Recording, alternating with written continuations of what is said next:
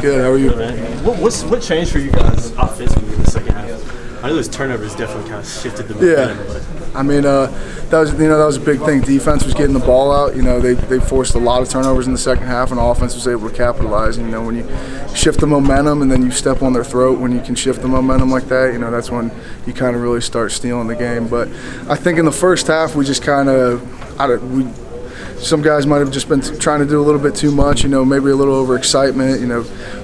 Obviously it was a big game. There's a lot riding on it, rivalry game, trying to break their win streak, and bowl game riding on it.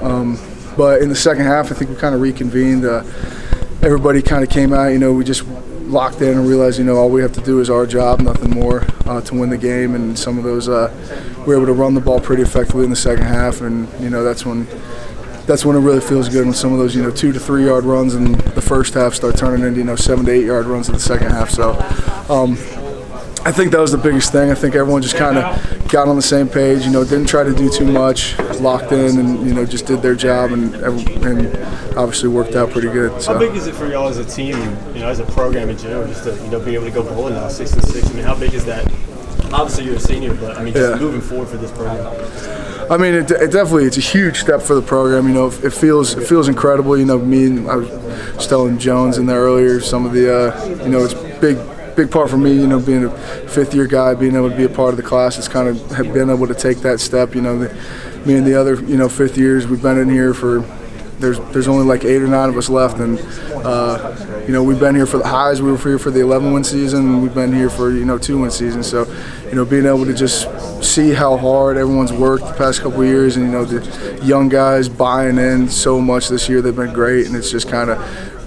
Obviously 6 wins has been huge. We definitely left a couple on the board. It could have been a 10-win season, but either way.